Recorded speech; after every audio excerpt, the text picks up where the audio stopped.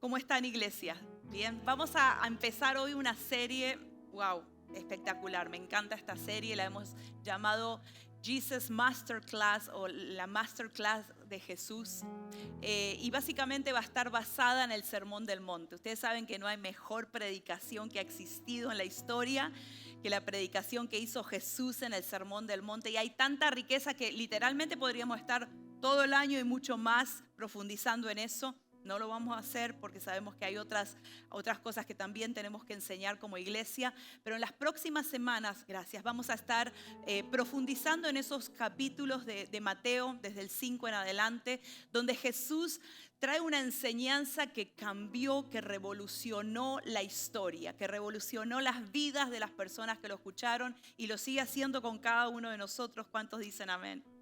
Es un sermón que cambia la manera de pensar, que cambia la narrativa que existe. Saben que tanto en el tiempo que fue predicado, durante el tiempo que los judíos escuchaban este mensaje, como actualmente, esas palabras son revolucionarias. Esas palabras van contra la cultura que estamos viviendo, van contra la cultura, contra la enseñanza que hemos recibido quizá por años. Así que yo no sé si usted está listo para cambiar su manera de pensar. ¿Alguno está listo para cambiar, para ser transformado por esta palabra? Amén. Vamos a orar para que el Espíritu Santo hable a nuestro corazón. Señor, te damos tantas gracias por este privilegio que tenemos, Señor, de poder compartir tu palabra, de poder tener tu palabra, Señor, entre nosotros. Y gracias, Señor, porque a través del aprendizaje, a través de lo que vamos a compartir, tu palabra no solamente llega a nuestra mente y transforma nuestra mente, sino que también, Señor, transforma nuestro corazón, transforma nuestro espíritu. Yo te invito, Espíritu Santo, a que a través de tu palabra hables a nuestros corazones. Tu palabra es poderosa para cambiar nuestras vidas y queremos recibirla de esa manera. En el nombre de Jesús, amén, amén y amén. Como les decía, este sermón del monte va a cambiar un poquito la narrativa de lo que estamos acostumbrados a escuchar. Así que no se sorprenda de que el Señor empiece a trabajar en su corazón y usted se dé cuenta que hay cosas que está viviendo no a la manera de Jesús, no a la manera que el Señor nos enseñó. Y vamos a meternos en la introducción de lo que es el Sermón del Monte en este día. Y vamos a hablar mucho de la palabra reino. Diga conmigo reino. Jesús utiliza la palabra reino por lo menos 100 veces en las enseñanzas que él dio, en las predicaciones que él enseñaba, las parábolas que él enseñaba, y hablaba acerca del reino. Yo no sé qué imagen te viene a tu mente cuando decimos reino. Quizás a las chicas que están aquí les viene la idea de princesas, del rey, la reina, ¿no? Hemos estado acostumbrados a decir, bueno, el reino es como un castillo, es como algo físico, ¿no? Que hemos conocido y que nos han contado las historias. Y desde niñas estudiamos, leemos los cuentos de reinas, de princesas, y nos encanta todo eso. Pero Jesús no estaba hablando de ese tipo de reino. Jesús no estaba hablando de un reino físico. Jesús no estaba hablando de un reino que tiene que ver con algo físico y tangible. Jesús estaba hablando de algo mucho más que tiene que ver con el reino de Dios establecido en la tierra. Y a veces también se cree que el reino es para algo futuro, porque hablamos del reino de los cielos. Entonces hablamos como pensando que solamente vamos a poder experimentar lo que el Señor está enseñando acerca de su reino cuando estemos en la presencia del Señor, en la eternidad con Él. Y eso es parte, pero Jesús en su mensaje lo que nos va a hablar y lo que nos está hablando es que el reino de Dios está para ser establecido hoy en nuestras vidas. Y cuando hablamos de reino, en esa palabra, ahí, el original es en hebreo malkut y en griego basileia. Ay, me dejé los anteojos ahí, por eso no veo mucho. Gracias, mi amor. Hay ciertas etapas de la vida que uno necesita cierta ayuda. Gracias. Estamos hablando de un reino, estamos hablando del gobierno de Dios sobre la tierra, del gobierno de Dios sobre nuestras vidas. Entonces no es un reino físico, sino que la palabra reino originalmente se habla del gobierno de Dios. Y esa misma palabra para los estudiosos es la misma palabra que se utiliza en Génesis. Génesis, cuando Dios crea al hombre y a la mujer, le dio dos mandatos. Uno es que se multipliquen. Y ustedes han cumplido perfectamente ese mandamiento, porque algunos tienen 5, 6, 7 hijos, yo no sé cómo hacen ustedes, pero los hispanos somos de cumplir ese mandamiento, ¿no es cierto? Nos multiplicamos y llenamos la tierra, amén. El futuro es hispano, el futuro es latino, dirían algunos. Llenamos la tierra, los hispanos somos así, nos metemos por todos lados, amén. Pero hay otra orden o mandamiento que el Señor le dio y les dijo: sojuzguen la tierra, gobiernen la tierra.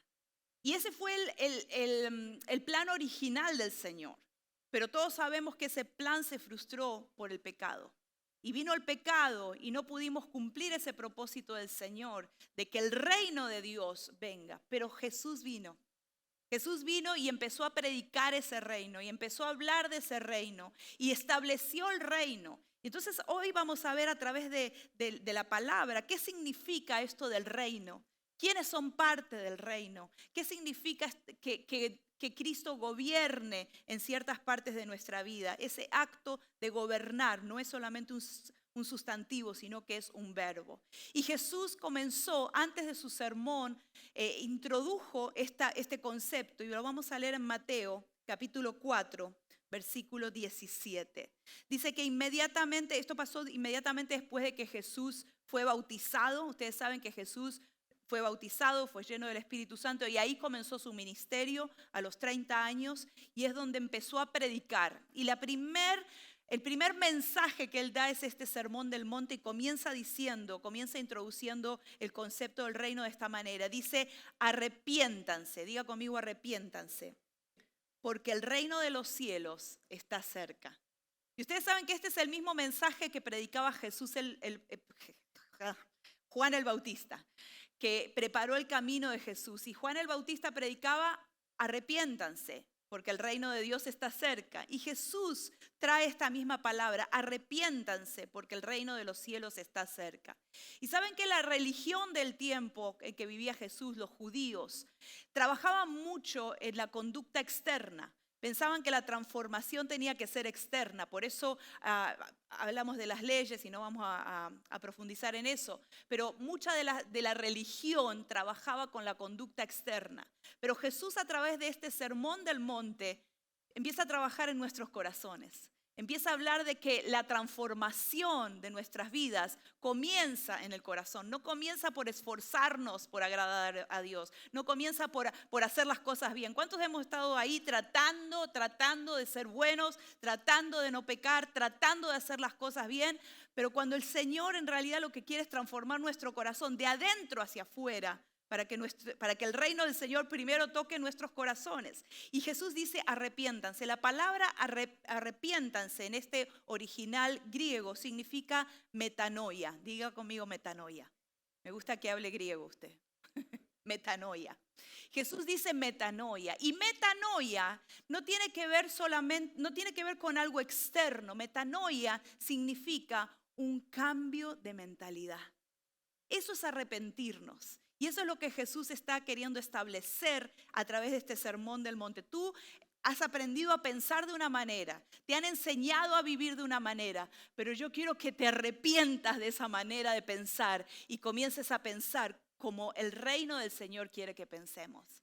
Y este mensaje empieza a trabajar en nuestros corazones, porque empieza a cambiar la narrativa que hemos estado acostumbrados a escuchar.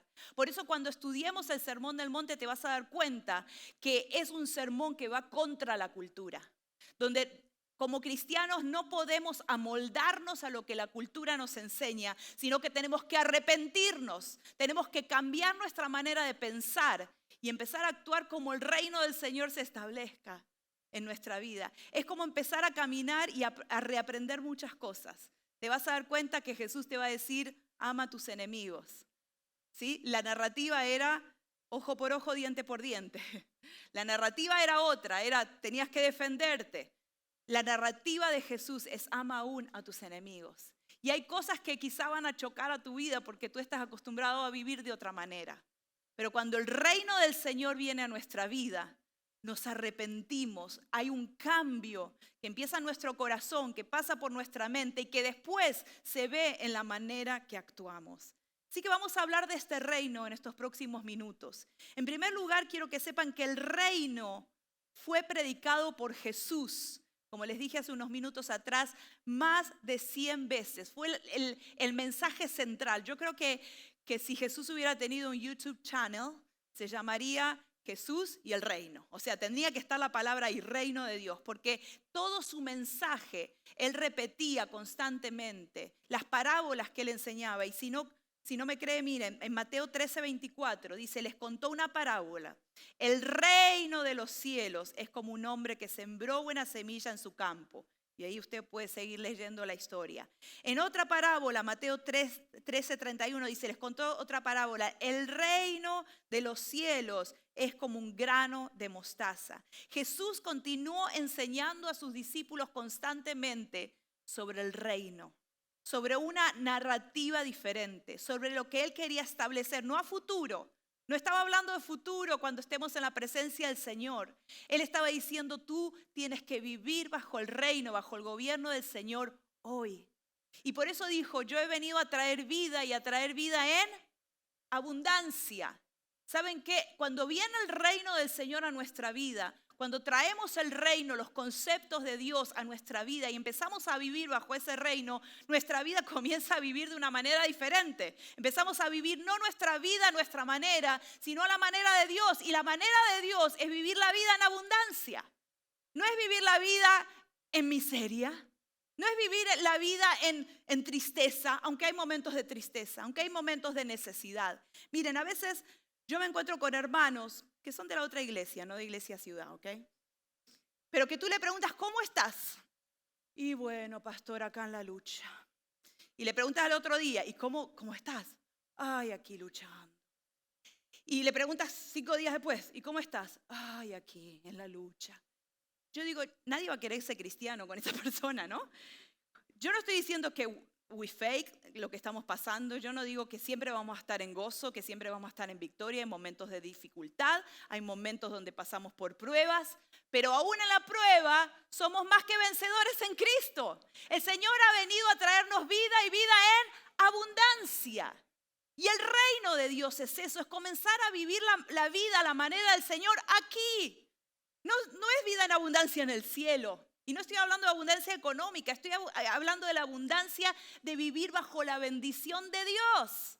Cuando uno camina bajo la bendición del Señor, tu vida es totalmente diferente. La gente va a notar algo en ti, que tienes algo diferente y va a decir, yo quiero lo mismo que tú tienes. Ni siquiera vas a tener que predicar demasiado, van a decir, wow, ¿qué pasó en tu vida? El reino del Señor ha venido. El Señor me ha transformado. La vida abundante de Cristo está en mi vida ahora. Aún en las pruebas yo puedo ser vencedor. Aún en momentos de crisis yo estoy fortalecido por el Señor. ¿Cuántos dicen amén? Y Jesús continuó enseñando a sus discípulos sobre el reino de Dios, incluso después de su resurrección. Miren lo que dice en Hechos capítulo 1 versículo 3. Dice, después de su padecimiento se presentó a ellos con muchas pruebas convincentes, les demostró que estaba vivo. Qué hermoso que podemos saber que hay personas que vieron a Jesús resucitado y ese es un gran testimonio que para nosotros es importante también para nuestra fe. Y dice, durante 40 días se les apareció y les habló acerca ¿de qué? Del reino de Dios. Jesús tomó 40 días antes de ir a la presencia del Padre para enseñar a sus seguidores, a sus discípulos sobre el reino de Dios. ¿Les parece que será importante el reino de Dios? Y saben que muchas veces no hemos escuchado muchos mensajes acerca de esto porque simplemente pensamos otra vez que el reino de Dios es para futuro. Pero diga conmigo, el reino de Dios es para hoy. El reino de Dios es para mi vida, el reino de Dios es para todas las áreas de mi vida y el Señor quiere establecer su gobierno sobre cada área de mi vida. No solamente que Jesús predicó, sino que también el reino fue predicado por sus discípulos, por sus seguidores. Nosotros podemos ver en Mateo 5:8 que Jesús dice que envió a sus discípulos a predicar del reino de Dios y les dijo, vayan y prediquen este mismo mensaje. En Mateo 10:5 dice, no tengo tiempo de leerlo, pero dice, el reino de los cielos está cerca. Vayan, prediquen este reino, sanen enfermos, resuciten muertos, limpien de su enfermedad a los que tienen lepra, etc. Y saben que el reino del Señor fue predicado por sus discípulos también. Y no solamente por sus discípulos, sino también por el apóstol Pablo, que aunque no estuvo presente con Jesús, él fue uno de los seguidores que escribió casi todo el Nuevo Testamento. En Hechos 19:8 dice que Pablo entró en la sinagoga y habló con valentía durante ¿cuánto? 3 meses, discutiendo persuasivamente acerca del reino de Dios. Y en Mateo 28 podemos leer que Pablo en sus últimos días seguía predicando el reino. Seguía predicando el reino del Señor. Y dice que por 2 años permaneció en una casa alquilada donde recibía a la gente y predicaba del reino de Dios. Y vemos muchas frases en las cartas de Pablo donde se repite esto del reino del Señor. Y no solamente fue predicado por Jesús, por sus discípulos, sino que también el reino fue demostrado con poder y milagros. Y esto me encanta. Me encanta porque Jesús predicaba y no solamente predicaba un concepto, no solamente predicaba una nueva narrativa, sino que predicaba con poder y con milagros. Iglesia, eso es para nosotros también. Eso no se ha terminado. Hoy tenemos ese mismo poder que el Señor tuvo. A través del Espíritu Santo podemos seguir demostrando con poder y milagros. Y miren, podría estar muchas horas aquí, pero no tenemos tiempo, tenemos que decorar la iglesia, así que tenemos que terminar a tiempo.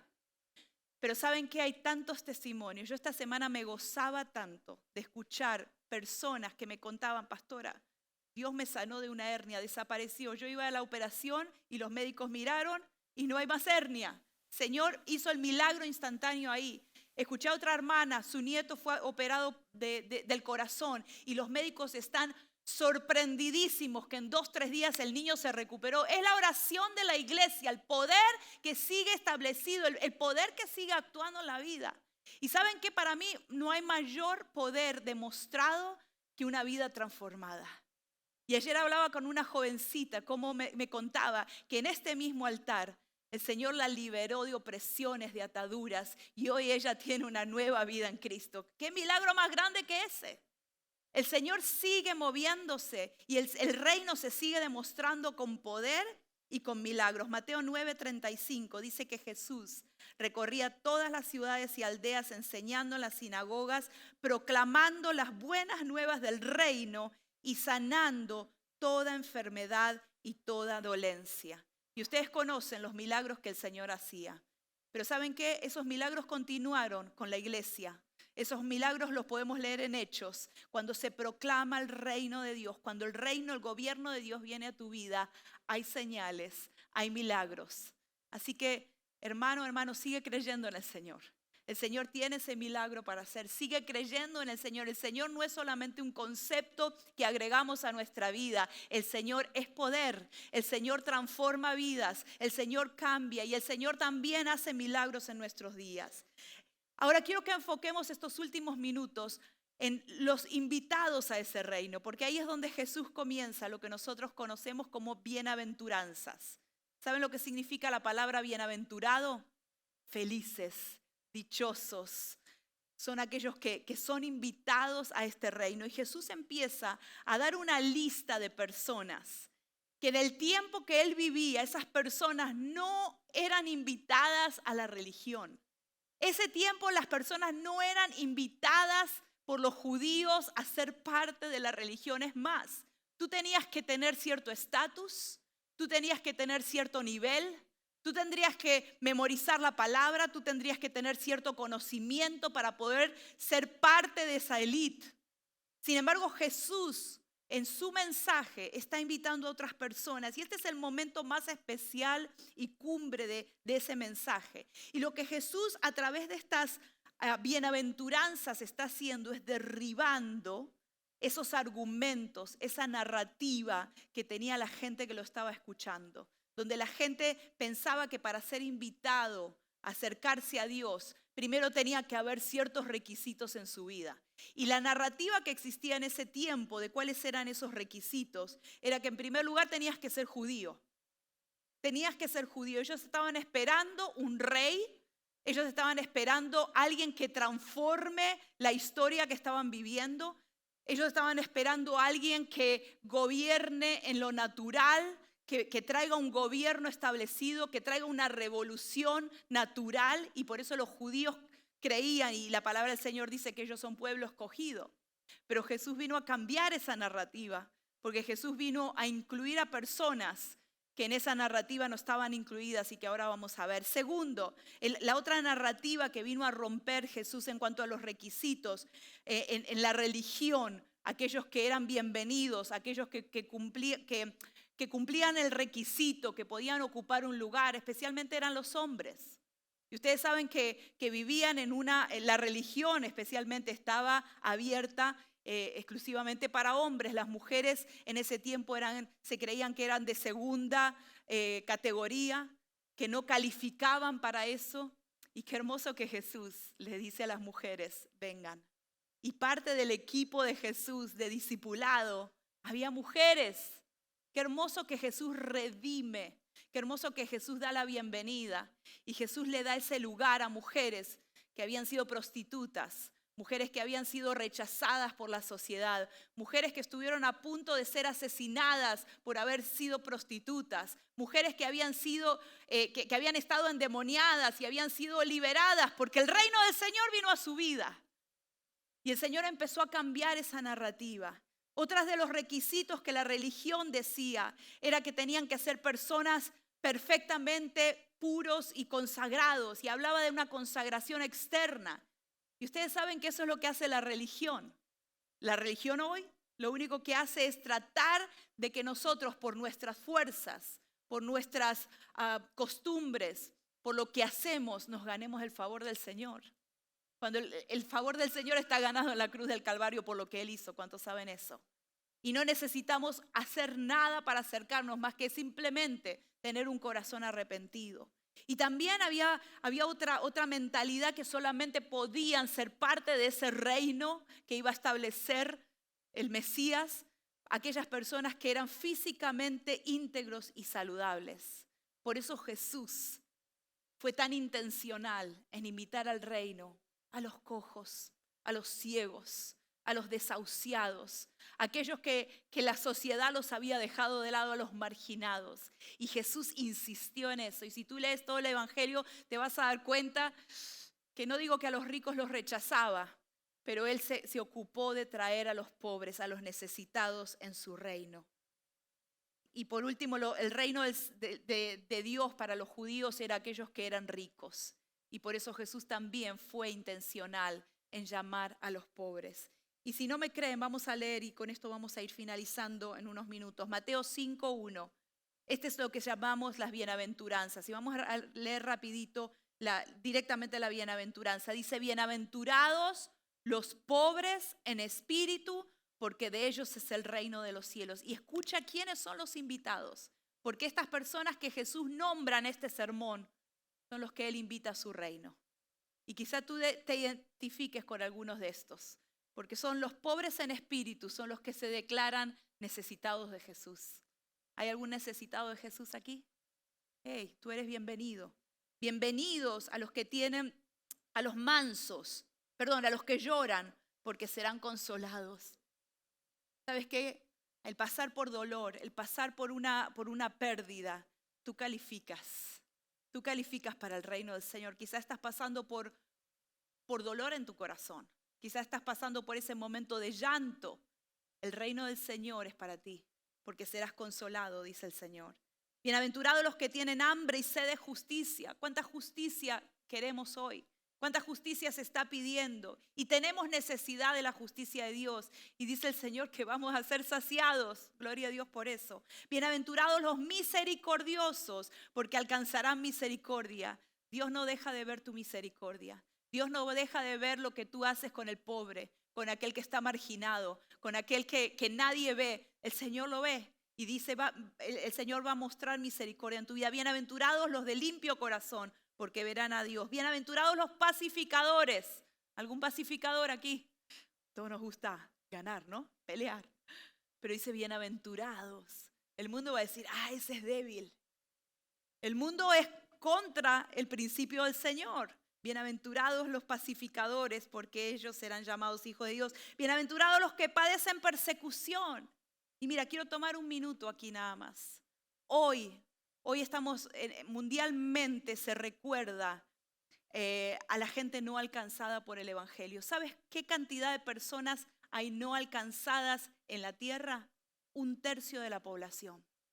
1/3 de la población todavía no fue alcanzada por el Evangelio.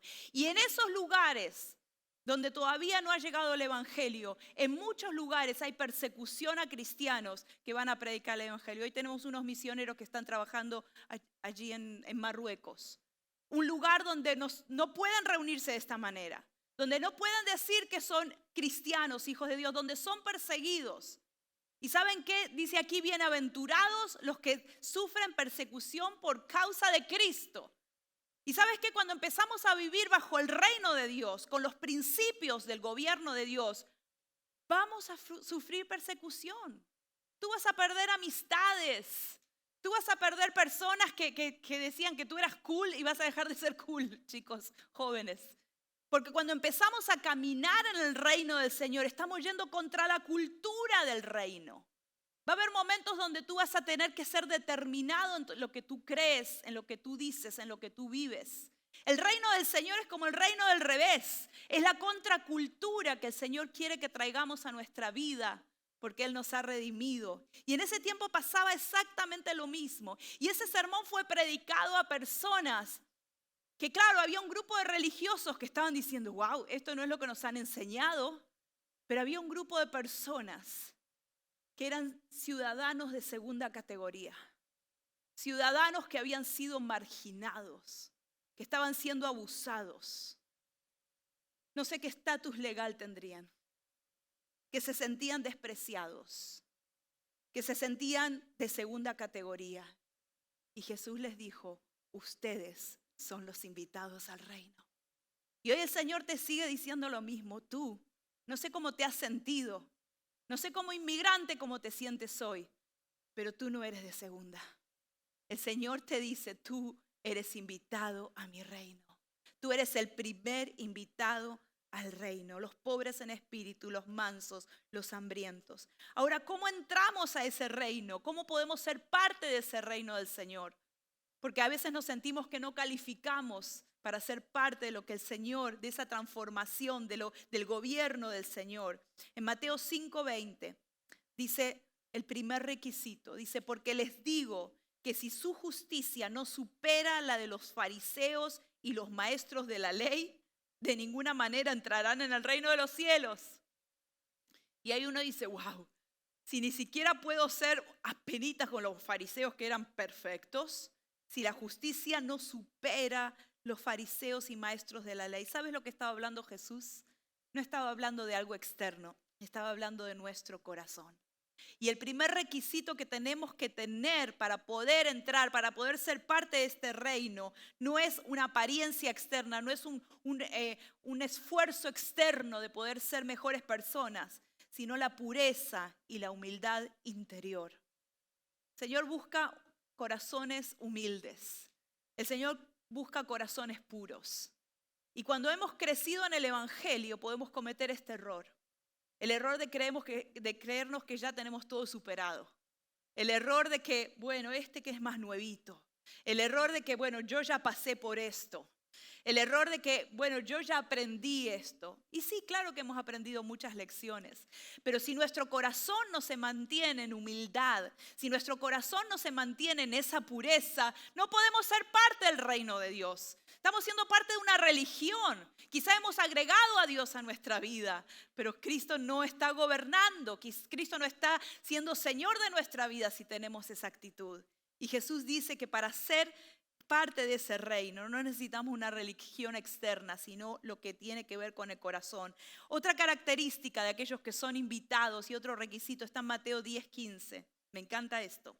Dice, les aseguro que el que no reciba el reino de Dios como un niño, de ninguna manera entrará en él. ¿Saben que un niño lo que tiene, no está hablando de que seamos, que dejemos de pensar o que nos comportemos como niños, inmaduros? No está hablando de esa inmadurez. Está hablando del requisito que tiene que ver con nuestro corazón. Y un niño, me encanta porque los niños te creen todo. Los niños tienen una fe increíble. Yo me acuerdo cuando mis niñas eran pequeñas, las oraciones que ellas hacían, ahora han crecido un poco. Y bueno, sus oraciones han cambiado también, pero vamos madurando. Pero la fe de un niño, de creer que el Señor puede hacer cualquier cosa. Y las oraciones, me encanta cuando muchas veces he enseñado en City Kids, escuchar esas oraciones. El Señor dice que nos tenemos que volver como niños en ese sentido, de tener esa fe, de poder tener esa actitud de sumisión y fe. Y también el tercer requisito está en Juan 3:5, que dice, de veras te aseguro que quien no nazca de agua y del Espíritu no puede entrar en el reino de Dios. Y este es el requisito más importante, que es una transformación de nuestra vida. Algunas personas aquí quizá todavía no han tenido esta experiencia del nuevo nacimiento. ¿Qué es el nuevo nacimiento? Cuando Jesús hablaba de esto, Nicodemo, que era un hombre de la ley, un hombre que conocía las Escrituras, se quedó, ¿what?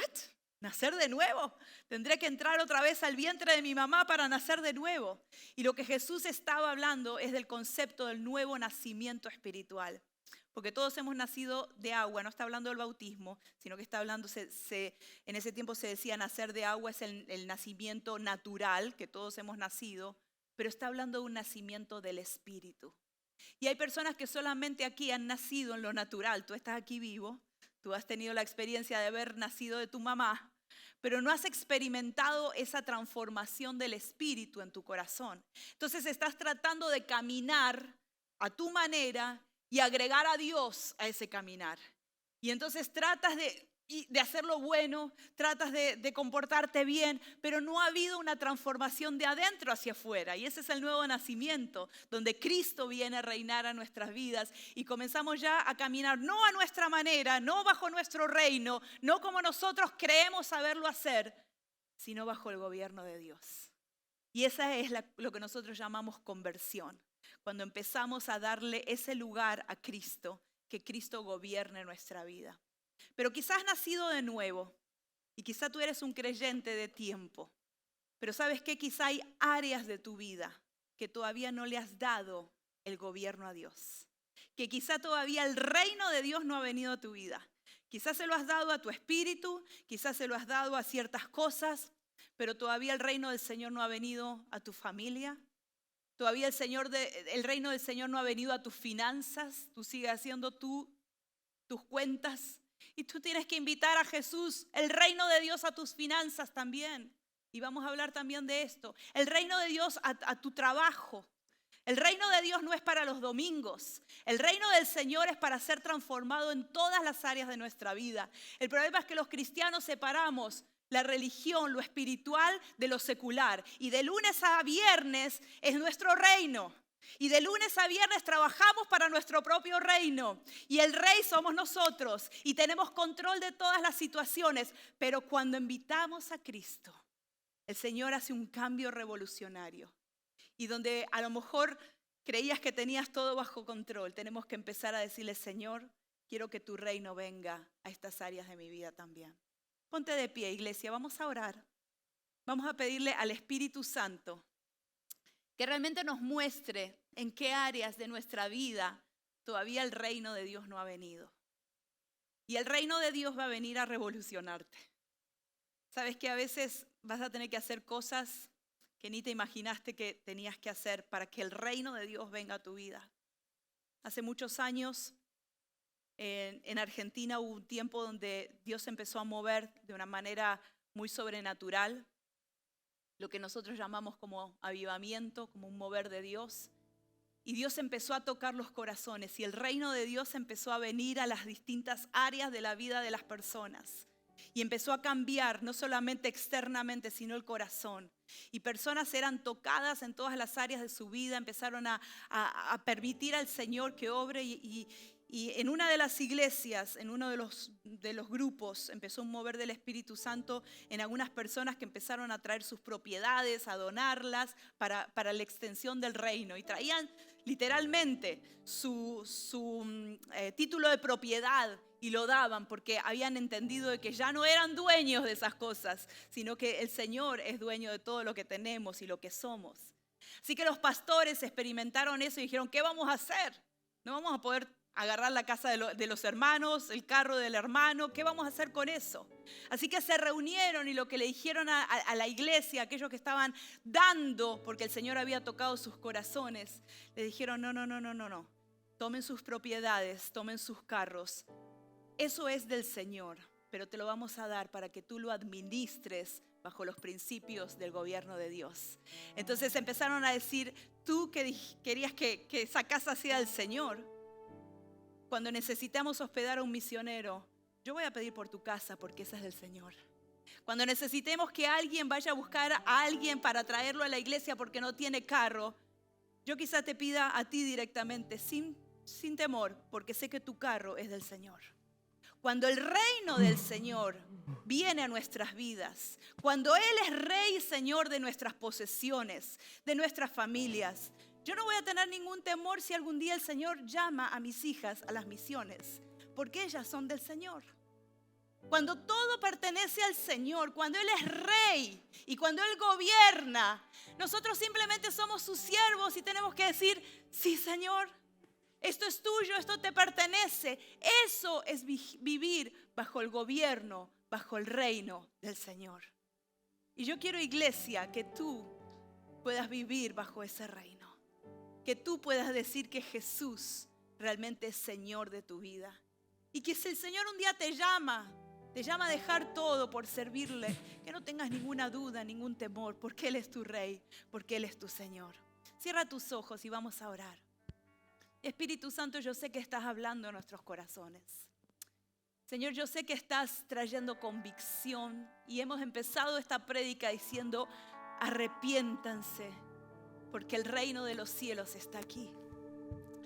Y Señor, nuestro arrepentimiento tiene que ver con cambiar nuestra manera de pensar, con cambiar nuestra manera de ver las cosas, con cambiar los paradigmas, con cambiar esas narrativas que hemos aprendido, quizá de la religión, quizá del pasado. Y Señor, yo te pido que a través de esta serie tú transformes, Señor, primero nuestros corazones, pero también nuestra manera de pensar, Señor.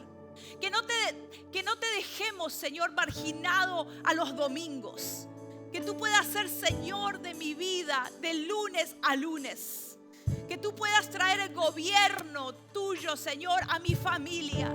Que tú seas el Rey de mis finanzas. Que tú seas el que gobierna, Señor, mi futuro. Que tú seas aquel que gobierna mis decisiones. Que tú seas el que gobierna mi negocio. Que tú seas el que gobierna mi futuro legal en este país, Señor. Señor, porque tú eres el Rey de nuestra vida. Y en este día lo proclamamos, Señor, sobre todas las áreas de nuestro corazón. Iglesia, mantente con tus ojos cerrados porque quiero hacer una última invitación antes de ir a casa. Y es para aquellas personas que quizá nunca han experimentado esta transformación del corazón, este nacer de nuevo. Quizá hay personas aquí que han estado relacionadas con la religión, que han estado relacionadas con Jesús de alguna manera, pero que todavía no han invitado a Jesús a que gobierne tu vida, a que gobierne tu corazón, a que no solamente sea el Salvador, sino también el Señor de tu vida. Y yo quiero darte hoy la oportunidad que puedas hacerlo. Quiero guiarte en una oración para que hoy puedas comenzar a caminar tu vida, no a tu manera, sino a la manera de Jesús. Hay alguien en este día, todos con sus ojos cerrados, por favor. Este es un momento muy especial, un momento de un nuevo nacimiento. Y yo quiero pedirte que sinceramente, si esta persona eres tú, quiero orar por ti. Levanta tu mano, quiero saber por quién vamos a orar y quiero guiarte en esta oración. Si alguien de ustedes quiere invitar a Jesús a su vida como Señor, como Salvador y comenzar a trabajar y a caminar con Él, Dios te bendiga. Una familia entera aquí. ¿Quién más? ¿Quién más? ¿Hay alguien más que hoy necesita nacer de nuevo? Que simplemente hoy necesita tomar esa decisión de caminar a la manera de Jesús. Dios te bendiga. Hay varias manos levantadas. Así que yo quiero que como iglesia todos repitamos esta oración para acompañar a estas personas que hoy están tomando la decisión. Ahí hay alguien más. Veo tu mano. Dios te bendiga. Dios te bendiga.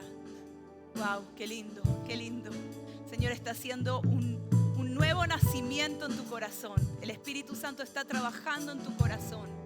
Y el primer paso es arrepentirnos de nuestros pecados. Decir, wow, me cansé de hacerlo a mi manera. Me cansé de caminar en mis principios. Señor, yo quiero caminar según tus principios. Así que repite esta oración conmigo. Señor Jesús, Señor, yo te pido perdón por mis pecados. Señor, te pido perdón por mis pecados pasados, Señor, y aún los que voy a cometer. Señor, yo sé que tú me limpias. Yo sé que en la cruz, Señor, cargaste con esos pecados, Señor. Y en este día yo te pido perdón, Señor, por haber caminado a mi manera. Pero a partir de hoy yo te invito, Señor, no que simplemente te agregues a mi vida, sino que puedas ser el Señor y Salvador de mi vida. Señor, quiero rendir mi vida a ti. Quiero rendir mi futuro a ti. Todas las áreas de mi vida, no solo lo espiritual, Señor. Yo me rindo completamente a ti, Señor. Y yo te pido, Señor, que me transformes en tu Hijo. Gracias, porque a través de este milagro de salvación, Señor, ya no soy un pecador, Señor, sino que soy una hija o un hijo tuyo, Señor. Te doy gracias porque anotas mi nombre en el libro de la vida, Señor, y ahora puedo comenzar a experimentar desde el día de hoy la eternidad contigo, Señor. En el nombre de Jesús oramos.